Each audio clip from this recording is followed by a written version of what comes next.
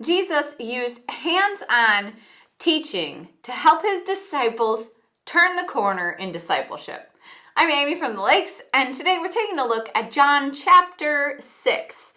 And there is I feel like I say this every time, but really, there's some great stuff in this chapter, and I'd encourage you to read it for yourself. What we're taking a look at today is this passage where Jesus feeds the 5,000. And so it says, starting in chapter 6, verse 5, it says, "When Jesus looked up and saw a great crowd coming toward him, he said to Philip, 'Where shall we buy bread for these people to eat?' He asked this only to test him, for he already had in mind what he was going to do. Philip answered, 8 months' wages would not buy enough bread for each one to have a bite." Another of his disciples, Andrew, Simon Peter's brother, spoke up. "Here's a small boy with 5 barley loaves and 2 small fish, but how far will that go among so many?"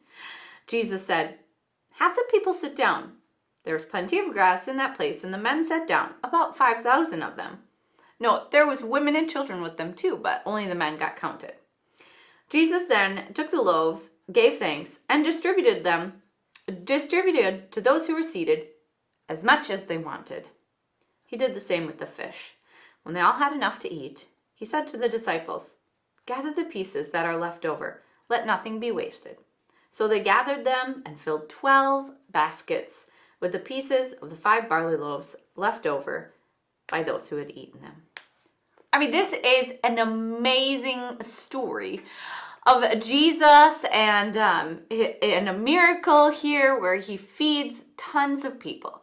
I mean, you could argue that there might have been upwards of 1,500 people here that ate from those 5 small barley loaves and 2 fishes. But what I want to point out is this.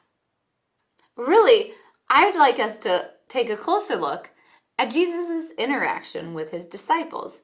Jesus was a master disciple maker. In his time frame, there were rabbis who had disciples all over the place. It was a common thing. But Jesus' 12 disciples, 11 of them went on to change the whole world and spread the good news of his death, resurrection, and ascension into heaven across the known world. And it hasn't stopped spreading. So we recognize that Jesus was really good at what he did, as in making disciples. And those disciples that he made then discipled others as well. So before this happening, though, in chapter 6, mostly Jesus's style of teaching and training his disciples was much more like a show and tell. That he would do the miracle, he would perform the healing, he would do the teaching. And I believe this story in chapter 6 sort of marks a turning point, because here he asks his disciples, "Where should we buy bread for all these people to eat?" And instead of his disciples just sort of watching, now Jesus is asking for participation and help. He asks a meaningful question that gets them to think about what it would look like for the kingdom to break through in this particular scenario.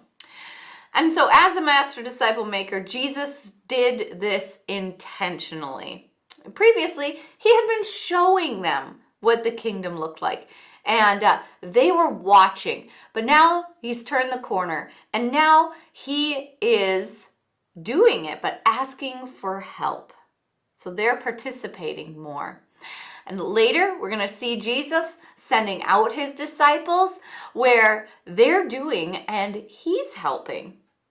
And then later, Jesus would be watching and his disciples would be doing.